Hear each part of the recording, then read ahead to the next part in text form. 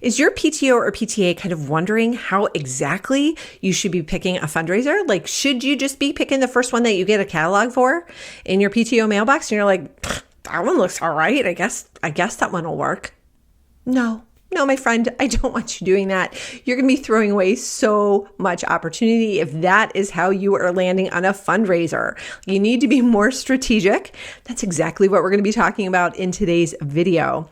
So this video is actually sponsored by the Fundraising Success Kit. With the Fundraising Success Kit, it's never been easier to hold highly profitable school fundraisers using these customizable strategies and step-by-step plans that work for every type of parent group and any type of fundraiser, from a traditional catalog to a thon, fundraisers, and everything in between. So definitely go check that out, especially if you are looking to raise some money this year. This kit can help you raise more money with less effort.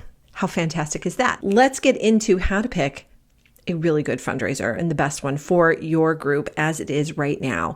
So the first thing you want to consider is like the product itself. Like, what exactly are you going to be offering? It doesn't necessarily have to be a product-based fundraiser. This video is more focused on the product fundraisers. So you have to really consider what's going to appeal to your community. What are they going to be interested in buying or spending their money on or giving money to in support of your PTO?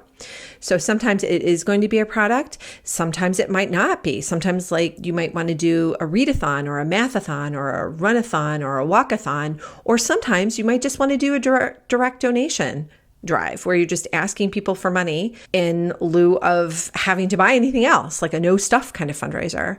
It's really going to just depend on like kind of what's worked in the past, what hasn't worked in the past, what the current situation is in your group. But if you go with a product, like, actually, no matter what you go with, you're going to have to make sure it's going to appeal to your community. So you're going to want to kind of ask around, like, put out some feelers, ask some parents, both who are involved in PTO as well as who are not involved in PTO. Maybe pick some people who you know that have supported the PTO's fundraisers in the past, as well as some who haven't. Maybe there's a good reason that they haven't, other than they don't have any disposable income, right? There might be some other reasons, because there are a lot of different ways that we can spend our money.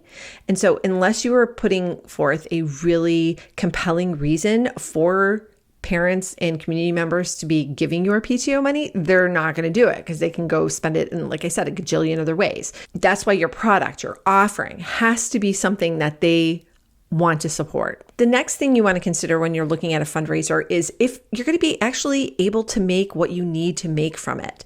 There are so many fundraisers out there that are a ton of work and are not great products.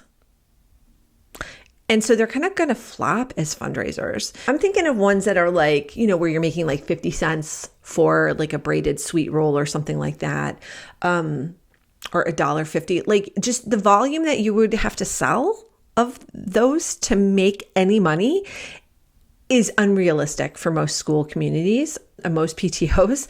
So make sure that the return is going to be good enough. Like, do the math, figure out how much you would have to sell in order to hit the target numbers that you need so that you can pay for all of your programs and events and all the goodness that you're putting on for your school. You're also going to want to balance out how much time is required. So most fundraisers can be super successful, especially if someone has nothing else going on in their life and has just devoted their life to making sure that the fundraiser is successful.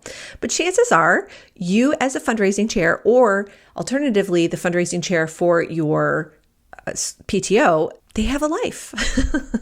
I'd say it's very good odds, right? That they have a life and that this is not the only thing going on in their life. And so you're going to have to make sure that it's not going to be consuming everything in their time and bandwidth so that they can still find success without it taking over their life. So really, those are the three biggest considerations to be taking into account when you are choosing a school fundraiser. So I hope this has really helped you. And if you need more information, there is a companion blog post. I will pop that in the description below. And of course, please check out the Fundraising Success Kit. It can make your life so much easier. My fundraising competency level, my skill level, my confidence level too, all raised after I put this resource kit together. So it will definitely do the same for you. So definitely go check that out. And please also join me for my next video. Want even more guidance on how to be a stronger leader so you can run a better PTO or PTA? All of these resources and more are waiting for you at ptoanswers.com.